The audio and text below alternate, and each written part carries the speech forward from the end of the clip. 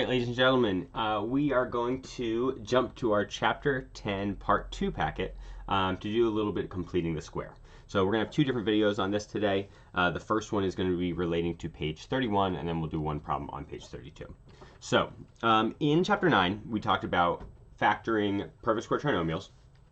So one of the hints that we looked for, like if we saw that the first term and the third term were perfect squares, then it gave us a hint that, hey, maybe this is a perfect square trinomial. So what we did was we took the square root of the first term, which is 4x, square root of the third term, which was 3. And before we did anything with our signs and our squared, we wanted to check to make sure that this middle term was equal to 2, or plus or minus 2, times a times b. So let's go ahead and try it out. A times b is 12x, times 2 is 24x. So our sign carries down. Okay, and it is squared. So this did in fact work. This was a perfect square trinomial. We were able to use this factoring shortcut. So in this lesson, when we complete the square, we're going to have to be creating perfect square trinomials. All right, so we're going to be having to look for this third term. So we have a formula to do that, and what that formula is b over 2 squared. So it's basically half of the b value squared. So we're going to go ahead and try it here. We're going to make this into a perfect square trinomial, and then once we do, we're going to go ahead and factor it as well. And that's what you're going to be doing on page 31. So let's give it a try. So negative 10 over 2 squared, and that would be negative 5 squared, and that ends up being 25. So our new c value that would make this a perfect square trinomial would be x squared minus 10x plus 25. I'm going to go ahead and erase this. So it really doesn't matter whether this was negative or positive, because we're going to square it when we do b over 2 squared. It doesn't really matter. So let's go ahead and actually factor this. This ends up being the square root of x squared is just x. Square root of 25 is 5. The sign would come down, and let's go ahead and just double check that this is 2ab. A times b is negative 5x times 2 is 2ab. Okay, so on page 21, I'm going to ask you to do the rest of those now. What you're going to do is look for the c value that would make that work by using b over 2 squared, and then you'll put that in. So one of the things you're going to want to put down is this, okay, the new perfect square trinomial, and then factor it as well. So you want this as well. All right, so go ahead, try that now, and then we're going to move on to page 32.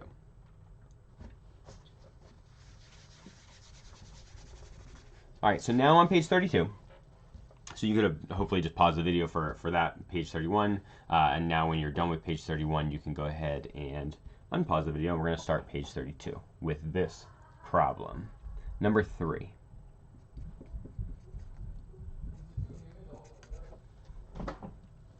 So 4m squared minus 16m plus 8. All right, so I'm going to go ahead and pull up the steps for completing the square. So here they are. So we're going to go ahead and go through these steps when you are doing this process. So this, by the way, is one way to solve a quadratic equation. All right, and actually I realize I'm missing the equals 0. Okay, so when we have a quadratic equation, one of our ways, we've already learned that we can graph this to find our solutions and what those x-intercepts are. We have, when the b value is 0, we've learned last time that we can solve using square rooting both sides. So this is another method. So what we're going to do is we are going to, as you can see from our steps right here, I have a 0.5 step and a step 1. Both of those are actually kind of interchangeable. You just have to make sure that both of them are finished before you can start the rest of the process. So the first step that we're going to do is we're going to make sure that our a value is equal to 1. So that would be right here. It is currently equal to 4. So what we're going to do is we're going to divide both sides, divide everything by 4. And we are now left with m squared minus 4m plus 2 is equal to 0 still. All right, so now our a value is equal to 0. So the next step is to move the c value over. So this is our c value. We want to move it to the other side of the equation. And in doing so, what we're looking to do is we're going to, after we do that, we want to make this a perfect square trinomial. So we'll do that in a second. So let's move our c value over. If your c value, like number 1 on this page, the c value is already moved over, then you can just leave it there. So here we go. M squared minus 4m. I'm going to leave a space for where my new c value will go. is equal to, in this case, minus 2, so it would be negative 2. I'm going to put a space over here as well. All right, so we finished moving our c value over. We're going to find our new c value now by doing b over 2 squared. So in this case, our b value is negative 4 over 2 squared. This ends up being negative 2 squared, which is 4. So our new c value, uc, is equal to 4. So we're going to add it to both sides.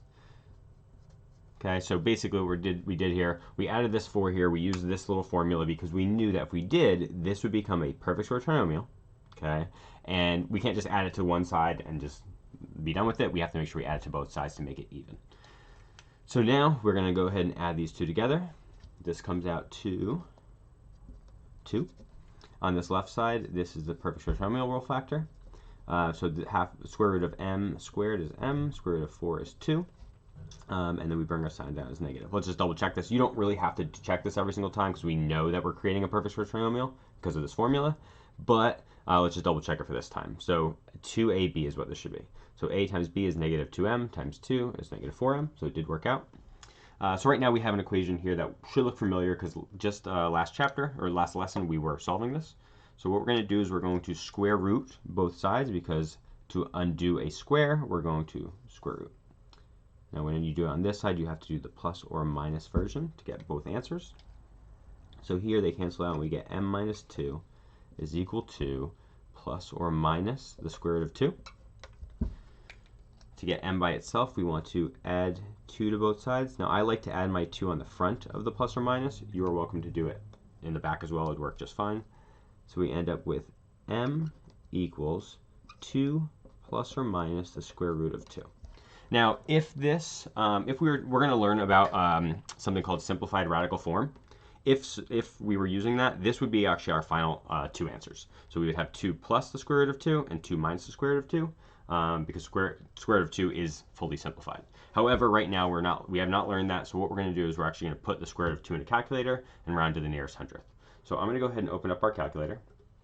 Here it is. So we're going to put in the square root of 2. So here's my square root button. You guys might not be able to see it here. On some calculators, you might be able to hit the square root button and then 2 and then enter. On mine, I actually have to hit, I think I have to hit 2, and then square root right here.